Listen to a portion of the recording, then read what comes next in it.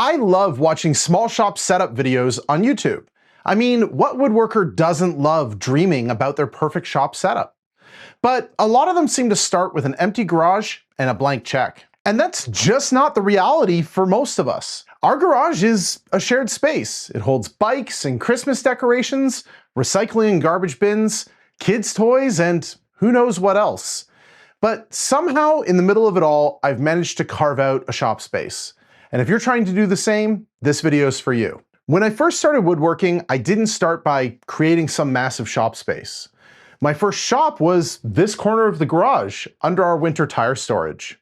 The workbench was one that had just been left behind by the previous owners, and I just kind of stored my tools under and around it. I built a lot of projects with that setup, just working around all the other stuff.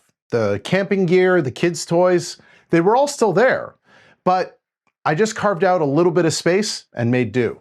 That setup worked really well for a long time, and it proves that you don't need some perfect shop to get started in woodworking. But as my passion for the hobby grew and my collection of tools along with it, I started dreaming about what a new shop space might look like. Not one that took over the entire garage like you see on so many YouTube videos, but one that recognized that the space isn't fully mine. So I started by building storage, not for tools, but for everything else. I started with this large sturdy shelving next to the door. It runs floor to ceiling and it's absolutely bomb-proof. But then I kept expanding. I added shelving near the ceiling for the seasonal items and less frequently used things, a shelf above the recycling bins, and another large shelving unit right next to the garage door for those things that just don't seem to have anywhere else to go. Here's the thing though, this isn't some tax that you pay just so you can get to the good stuff. This garage has to work for every member of my family. And keeping that working is a huge part of my job as somebody who's trying to be a good husband and dad. I get just as much satisfaction from finding a clever new way to organize and store the camping gear as I do from finding a spot for a brand new tool. I've also learned to not be too precious about it. The shop has gone through a few different versions over the last few years. Storage that made sense a year ago sometimes just doesn't make sense now. I've ripped shelves out, rebuilt them, and moved them to new places. The point isn't to get it right once, it's to keep it working for everyone. My next tip is about knowing your non-negotiables. With space at a premium, you just can't have everything you want. So, at some point, you have to have an honest conversation with yourself about what you actually need versus what you just want. When I started, my shop was full of DIY and home renovation tools, the kind of stuff that you accumulate really quickly as a first-time homeowner. But as woodworking became the bigger priority, I had to start making calls about what could stay and what needed to go into deeper storage. More wall space started being used for things like handsaws and planes and chisels. Less of it went towards the stuff that I was reaching for maybe once a year. Some of it I got rid of entirely. The harder version of this is dealing with tools that you want but don't use. I picked up this small desktop CNC a long time ago, and I was really excited about it. I even spent time customizing and upgrading it, and it's been sitting here collecting dust for way longer than I'd like to admit. It's just not earning the space that it takes up in my small shop. I haven't dealt with it yet, but I know deep down that I should. I'm also kind of ignoring this jigsaw and these 2 crates full of stuff that I almost never use. And it's not just about the physical space that it takes up. Every time I walk by this thing, I'm actively making the decision to continue ignoring the problem. And in a small shared garage space like this, that's just not tenable forever. So the question for every tool, every shelf, everything taking up space in your small shared garage is the same. Is this thing earning its place? If the answer is no, something eventually has to give. Once you know what your non-negotiables are, the next step is to figure out which tools can be mobile and which need to be stationary. In my shop, the bench is about the only stationary thing that I really allow. Everything else is on wheels. The table saw, the planer, and the router table. They all just live against the wall until I need them. When I'm doing stock prep, I pull out the planer and the jointer. And when I'm done with them, they just push back against the wall and the table saw comes out for the next step. The shop just reconfigures around whatever I'm currently working on. And that only works because of these carts. And whenever possible, I try to go beyond just building a basic cart. Each one is sized for the specific tool that it carries, set at the optimal height, and with storage built for the unique needs of that tool. That way, each cart earns its space even when the tool isn't in use. That's the standard I have to follow for everything in my shop. If you're gonna do this, don't cheap out on the casters. Get big, thick 4-inch ones that roll easily and lock solidly when the tool's in use. These carts are doing real work, so treat them like it. The cart I'm most proud of is my table saw cart. It's got folding out feed, in feed, and side supports. And the best part is, everything just folds up when it needs to go away.